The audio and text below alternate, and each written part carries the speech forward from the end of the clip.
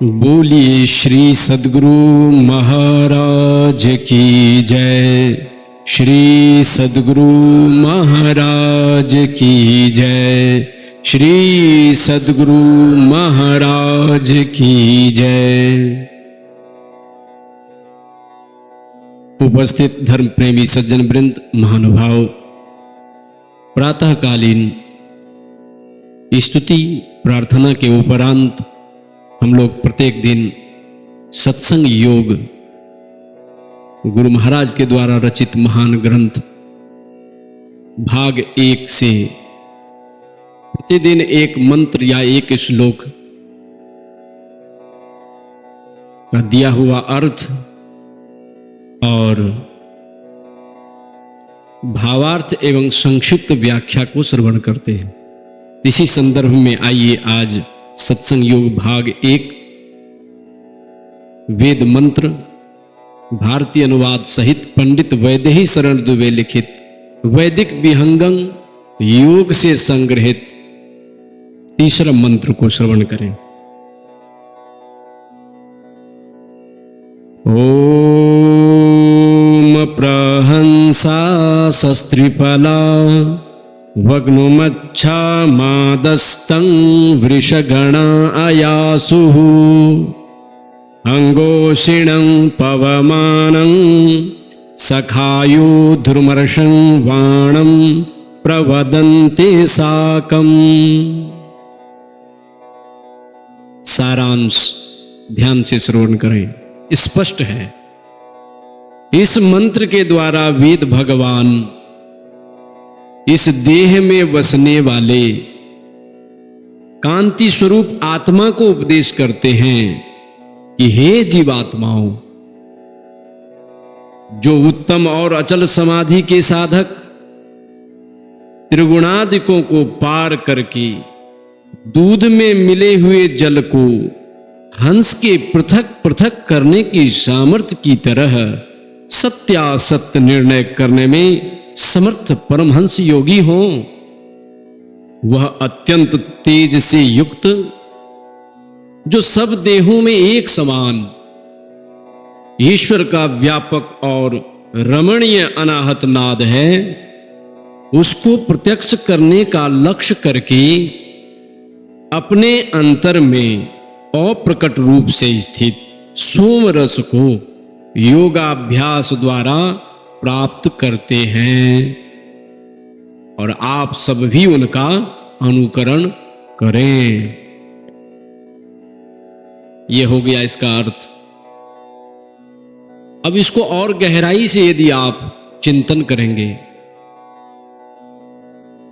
तो आप विशेष लाभ होगा, विशेष ज्ञान होगा और बात समझ में आएगी कि वास्तव में वेद भगवान क्या कहना चाहते हैं हम लोगों के लिए।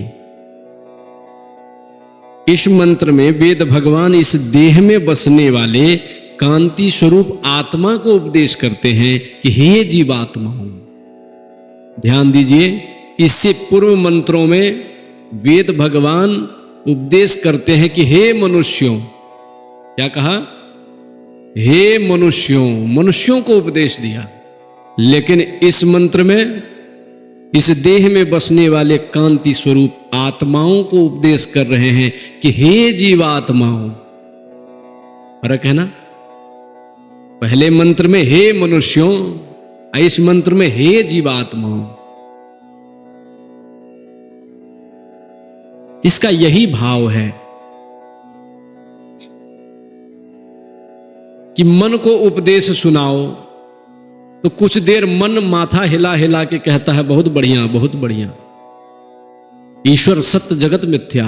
लेकिन जैसे सत्संग से उठकर घर गए यह मन चंचल है, फिर माया के प्रपंचों में भूल जाता है और इस सत्य को छोड़ देता है। तो मन को उपदेश दोगे तो वह मन थोड़ी देर तो स्वीकार करेगा और कुछ देर के बाद वो बदल जाता है, क्योंकि मन चंचल है। तो मन को उपदेश देने से वो ज्ञान ज्यादा देर तक टिकता नहीं। बुद्धि को उपदेश दो, यह बुद्धि भी सत्संग में जब तक है तब तक सात्विक बुद्धि है ना। सात्विक बुद्धि होने के कारण संतों के वचनों को और अपने सिद्धांतों को स्वीकार करती है कि हाँ बात सही है, यही बात सही है कि यह जीवन मिला है उस सत्य का अन्वेषण करने के लिए, उस परम पिता परमात्मा को जानकर आवागमन से छूटने के लिए, योगाभ्यास करने के लिए, ध्यान करने के लिए ये मानव का शरीर मिला है। लेकिन बुद्धि सत्संग में जब तक है तब तक सात्विक है। जैसे यहां सत्संग से निकली फिर बुद्धि राजसी और तामसी हो जाती है, फिर यह ज्ञान लुप्त होने लगता है। तो इसीलिए वेद भगवान पहले मंत्रों में हे मनुष्यों, है ना, बुद्धि योग सत्संग करो, मानस योग करो, ज्योति का योग करो, लेकिन वह ज्ञान धीरे धीरे लुप्त होने लगता है। इसीलिए वेद भगवान हम लोगों के अंतः में प्रवेश करके अंतर आत्मा को जगाने का प्रयास करते हैं। आखिर दुख में कौन पड़ा हुआ है?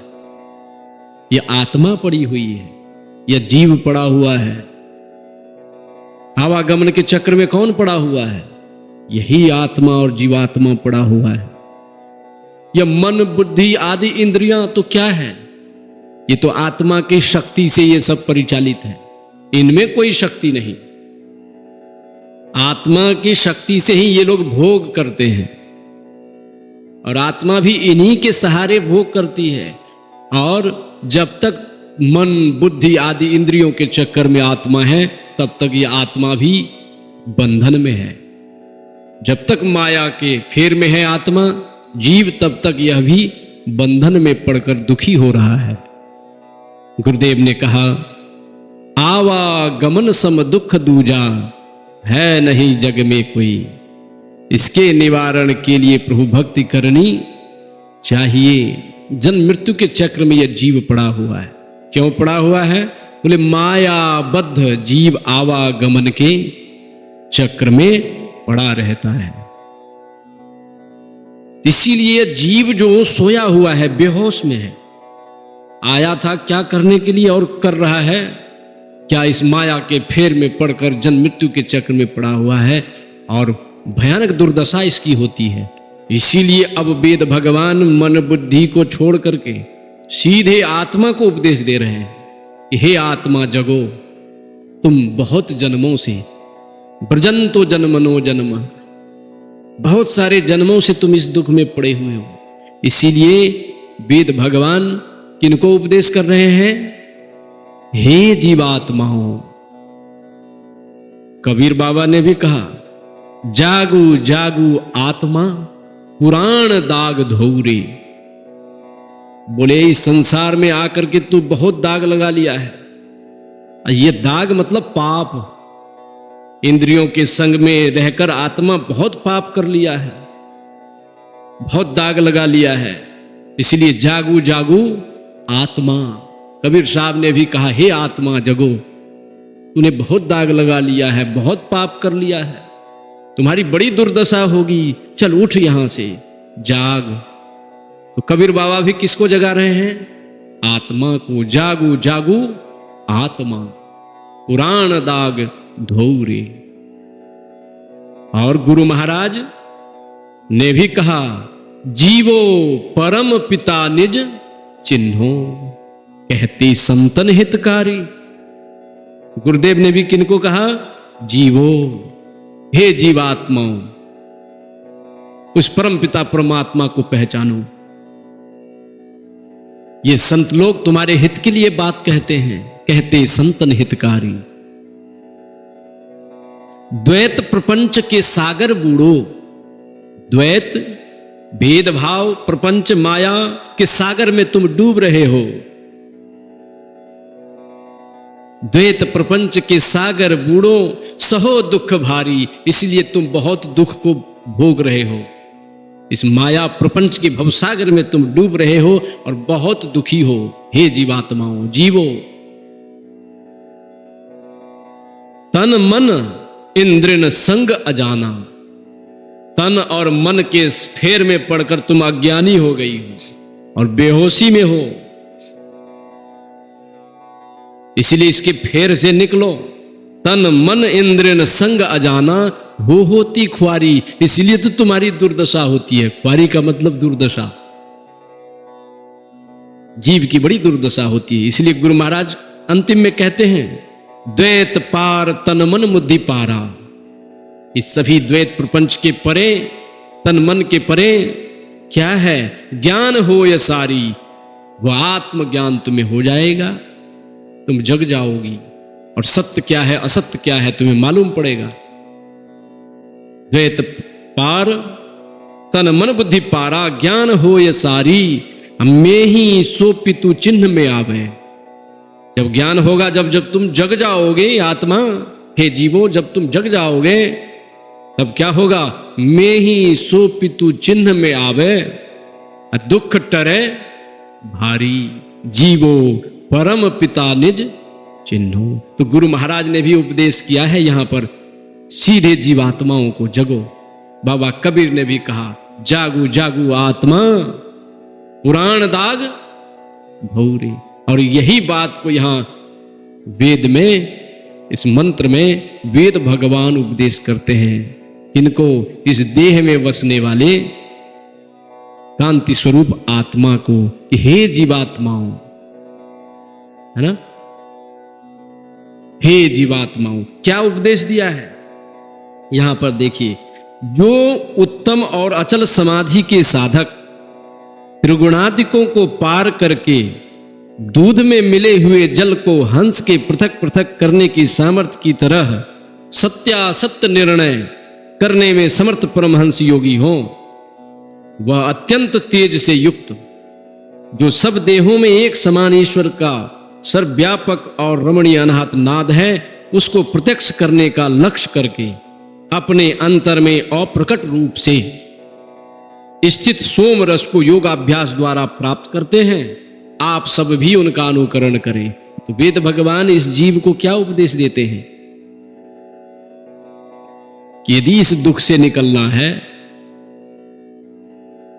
तो उस साधक, वह महापुरुष, वह संत, वह सदगुरु की शरण में जा, और वह जो करते हैं उसको तुम कर, जो कहते हैं उसको तुम मान। और संत सदगुरु और साधक, उत्तम कोटि के जो साधक है, जिन अमृत वस्तु की वो लोग प्राप्ति करते हैं और फिर वो अमर हो जाते हैं, तू भी उसकी प्राप्ति कर, उनका अनुकरण कर। यह उपदेश कर रहे हैं, हम लोग को उपदेश कर रहे हैं, जीवात्माओं को उपदेश कर रहे हैं कि उत्तम और अचल समाधि के साधक की शरण में जा। और इसको जानना चाहेंगे, उत्तम साधक सबके पास मत जाना, जो उत्तम साधक हो, जो अचल समाधि लगाता हो और जो उस सभी के देह में अत्यंत तेज से युक्त जो अनाहत नाद है, उसको जिन्होंने प्राप्त कर लिया है, जिन्होंने उस सोम रस को, उस अमृत का पान कर लिया है, ऐसे महापुरुष के शरण में जाना। जैसे तैसे के शरण में जाने से काम नहीं चलेगा। संकेत किया है कि उत्तम और अचल समाधि के साधक। तो उत्तम साधक कैसा होगा? तो मुक्तिको उपनिषद में एक श्लोक है, उत्तमा तत्व चिंतैव, जो उस परम तत्व की चिंतन, परम तत्व का चिंतन करता है, ध्यान करता है, उस परमात्मा का, उस अमृत का, वो उत्तम साधक है। मध्यमा शास्त्र चिंतनम, मध्यम साधक जो केवल शास्त्रों को पढ़ता रहता है, उनको अभ्यास से कोई मतलब है नहीं, केवल सुनना, पढ़ना, पढ़ाना, ये मध्यम कोटि का साधक है।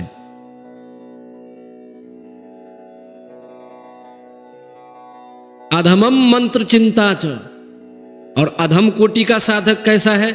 जो केवल बाहरी वाचिक, जो भगवान का जो वर्णात्मक नाम है, किसी मंत्र को जाप करते रहता है। जाप में भी अविधि पूर्वक, विधि पूर्वक जाप करे तो जाप से भी सिद्धियां मिलती है, जपात सिद्धि। लेकिन अविधि पूर्वक, जैसे अष्टजाम हुआ, अष्टजाम में भी तो मंत्र ही जाप करते हैं। जाप करने वाले जापक वो भी तो साधक ही हुए 72 घंटा। धुन भी नहीं टूटना चाहिए। एक मंडली जाती है, फिर दूसरी आती है, दूसरी जाती है, तीसरी आती है, जाप चलता रहता है। लेकिन जैसे उसकी पारी समाप्त हुई, वो चला गया फिर दारू पीने के लिए, है ना। उनका मन नियंत्रण नहीं, बुद्धि नियंत्रण में नहीं, है ना, सिद्धांत में नहीं है। अविधि पूर्वक मंत्र का जो जप करता है, इसको कहा है अधम कोटि के साधक। अधम, ध्यान दीजिए। और तीर्थ भ्रांति अधमा अधमा, जो केवल मंत्र को भी नहीं जपता है, केवल पैसा लिया। अब 1 महीना आया शिवरात्रि, चलो बाबा धाम, 1 महीना वहां गया, फिर घर विषय भोग में लिप्त रहा, फिर पैसा लिया, बोले चलो हरिद्वार, फिर हरिद्वार से घूम घाम के आया, फिर विषय भोग में प्रपंच में डूबा रहा, पाप पुण्य का विचार नहीं किया, फिर पैसा हुआ, फिर चला गया काशी मथुरा। तो तीर्थों में जो भ्रमण करता रहता है, अध्यात्म के सिद्धांत को नहीं समझता है, ऐसे साधक अधमा अधम,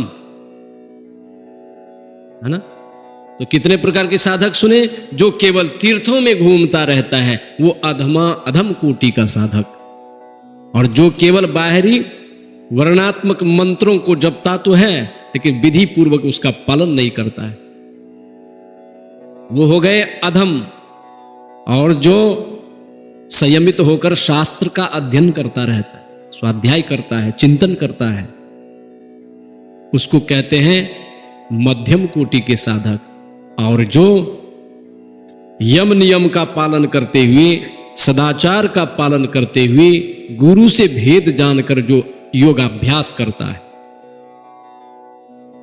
वो है उत्तम कोटि के साधक। उसी की समाधि लगती है। इसीलिए वेद भगवान कहते हैं कि हे जीवात्माओं, उसकी शरण में जाना। इसकी जो उत्तम साधक हो और जिसकी अचल समाधि लगती हो। समाधि भी संप्रज्ञात असंप्रज्ञात, आगे सुनेंगे आप। सविकल्प निर्विकल्प, जिसकी निर्विकल्प समाधि लगती है। इस समाधि के विषय में आगे मुक्तिको उपनिषद में विस्तार से हम लोग सुनेंगे। अभी इतना ही समझिए कि जो उत्तम कोटि के साधक हैं, उनकी शरण में जाना, तब तुम्हारा काम बनेगा। जैसे तैसे के साथ में जाओगे, वैसा ही हो जाओगे। तीर्थाटन करने वाले के साथ में जाओगे तो जीवन भर आप भी तीर्थ करते रह जाओगे। और जैसे तैसे पूजा पाठ मंत्र उच्चारण करने वाले के साथ में जाओगे तो क्या होगा। चित्तकोटि महा, लिखा है सप्तकोटि महामंत्रास चित्त भ्रम कारण।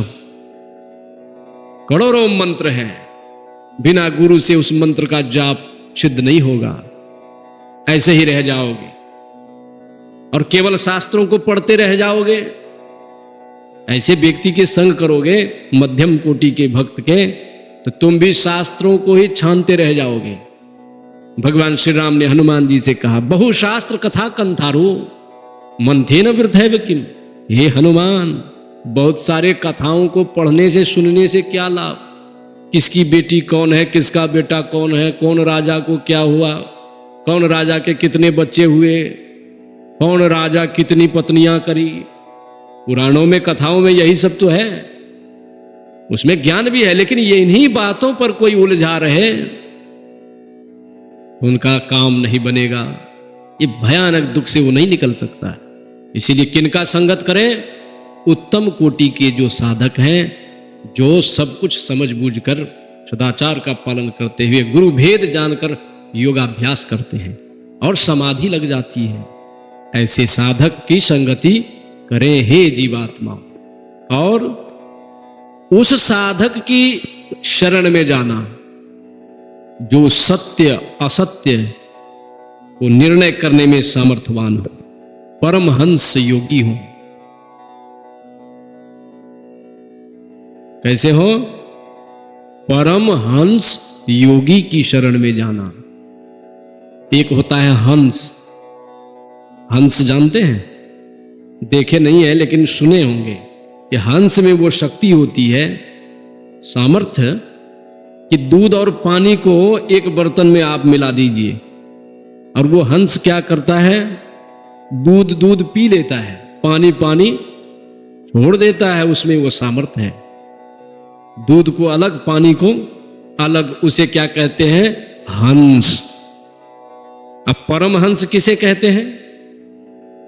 गुरु महाराज के सामने लिखा है, सदगुरु महर्षि में ही परमहंस जी महाराज। हंस दूध और पानी को अलग करता है। अब परमहंस सदगुरु क्या करते हैं? वे जड़ और चेतन, है ना, को अलग करते हैं। सत्य और असत्य को अलग करने का सामर्थ्य उसमें होता है। या चेतन मतलब आत्मा, जड़ मतलब शरीर इंद्रियां, इसके मेल जोल से ये शरीर है। जड़ चेतन की गांठी पड़ गई, जड़ चेतन की ग्रंथि है। जब तक यह चेतन जड़ के साथ है, मिला हुआ है, यह चेतन को दुख हो रहा है। वैसे तो आत्मा अजर अमर शाश्वत नित्य है, लेकिन ये इंद्रियों के संग में जो मिलजुल गई है, इसीलिए अब इनको हॉस्पिटल भी जाना पड़ता है ना। अब इसकी चिता भी जलती है, अब माथा भी धुनते हैं, कभी दुख कभी सुख सब भोगना पड़ता है इस आत्मा को। क्यों? क्योंकि जड़ चेतन एक जगह है। इसलिए संत सदगुरु और परमहंस क्या करते हैं? उस जड़ को अलग, चेतन को अलग कर देते हैं। तो जो जड़ और चेतन को अलग कर दे, सत्य असत्य निर्णय करने में जिसके पास सामर्थ्य हो, उसे कहते हैं परमहंस योगी। ऐसे परमहंस के शरण में जाना हम लोगों का भाग्य है कि परमहंस सदगुरु महर्षि में ही परमहंस जी जैसे सदगुरु इस कलुषित कलयुग में, है ना, हम लोगों को प्राप्त है। और हे जीवात्माओं, वेद भगवान कहते हैं वो परमहंस योगी कैसे होते हैं? अत्यंत तेज से युक्त उस अनाहत नाद जो सर्वव्यापक है, सृष्टि के कण कण में है, सभी के देह में है, वो ब्रह्मनाद, वो अनाहत नाद जो सबसे पहले परमात्मा से प्रस्फुटित हुआ, उस अनाहत रमणीय नाद को वो प्रत्यक्ष करते हैं। वो क्या करते हैं? प्रत्यक्ष करते हैं। मेरे पिताजी 12 बजे रात में मुझे बिठाते थे और कहते थे कि चल उस नादानुसंधान का अभ्यास कर। वो भेद मुझे बता दिया था। एक ही आसन में वो भी बैठते थे, एक ही आसन में मैं भी बैठता था, अलग अलग आसनी बिछाकर, और दोनों आदमी ध्यान लगाता था। मैं भी ध्यान लगाता था और मेरे पिताजी भी लगाते थे, और वो थोड़ी देर में उनकी समाधि लग जाती थी और मैं जैसा का तैसा। तो पिताजी आंख खोलकर मुझे पूछते थे, तुमने कुछ सुना? इधर से आवाज आती है, कुछ सुना? इस प्रकार की आवाज आती है, सुना? मैंने कहा हाँ, हमने तो कुछ नहीं सुना। तो बहुत हंसते थे कि देखो परमात्मा की लीला, वह ब्रह्मनाद, वो अत्यंत रमणीय नाद जो तेज से युक्त है, परमात्मा की आवाज है, वो हर वक्त हर कण कण में हो रही है। मैं सुन रहा हूं, तुम नहीं सुन रहे हो, लेकिन मैं आशीर्वाद देता हूं, तुम भी सुनेगा। तो कहने का मतलब है आप भी गृहस्थ में हो, लेकिन उस योग को यदि करोगे, उस योगाभ्यास को करोगे जो परमहंसों ने किया, तो आपको भी अत्यंत तेज से युक्त वह रमणीय नाद प्रत्यक्ष हो जाएगा। जब वो नाद प्रत्यक्ष हो जाता है, तब यहां आगे कहते हैं कि अपने अंतर में अप्रकट रूप से स्थित सोम रस को योगाभ्यास द्वारा वो ऋषि प्राप्त करते हैं। जो परमहंस योगी होते हैं वो सोम रस का पान करके वो मस्त हो जाते हैं, अमर हो जाते हैं। अब ये सोम रस क्या है महाराज? सोम रस के विषय में जो लोग शास्त्रों का चिंतन नहीं करते वो लोग तो सोम रस का अर्थ शराब लगाते हैं कि देवता लोग भी शराब पीते थे, हम लोग पीते हैं तो क्या हुआ? देवता लोग सोम रस पीता है, हम लोग शराब पीते हैं, क्या अंतर है? सोम रस का मतलब वो लोग यही लगा लिया कि सोम रस भी शराब ही है, लेकिन ऐसी बात नहीं है। सोम का अर्थ होता है अमृत। सोम का अर्थ अमृत। सोम रस अमृत तुल्य पेय होता है जो देवता लोग ग्रहण करते हैं और जो समाधि लगाते हैं, है ना, जो योगाभ्यास करते हैं, योगाभ्यास के माध्यम से उसके लिए वो सोम रस प्रकट होता है। तब वो योगी, वो साधक उस सोम रस का पान करता है और मस्त हो जाता है, अमर हो जाता है। सोम रस मतलब क्या है? अमृत। क्या है? अमृत। सोम रस का मतलब कोई शराब नहीं, सोम रस का मतलब दिव्य अमृत है। अमृतम परमानंदम स एव द्रवो रसः। और वो अमृत क्या है? वो साक्षात परमात्मा ही है। अमृत का अर्थ देखिए, अ मतलब नहीं, अमृत मतलब मरना। अमृत जो कभी नहीं मरते हैं उसी को कहते हैं अमृत। तो कौन नहीं मरता है? यह आत्मा नहीं मरती है, न परमात्मा मरते हैं, बाकी तो सब मरने वाले हैं। इसलिए अमृत क्या है? परमात्मा। वो परमहंस योगी, उत्तम कोटि के साधक, अचल समाधि लगाने वाले, सत्य असत्य को अलग करके देखने वाले परमहंस योगी क्या करते हैं? योगाभ्यास द्वारा उस अमृत का पान करते हैं और अमर हो जाते हैं। इसीलिए वेद भगवान हम लोगों को भी कहते हैं कि हे जीवात्माओं, तुम भी ऐसे उत्तम कोटि के साधक, जिसकी अचल समाधि लगती है, जो अत्यंत रमणीय नाद को प्रत्यक्ष करने की शक्ति जिसमें है और जो उस अमृत का पान कर लिया है, ऐसे साधक योगाभ्यासी सद्गुरु परमहंस योगी की शरण में जा और उनका अनुकरण तुम भी कर।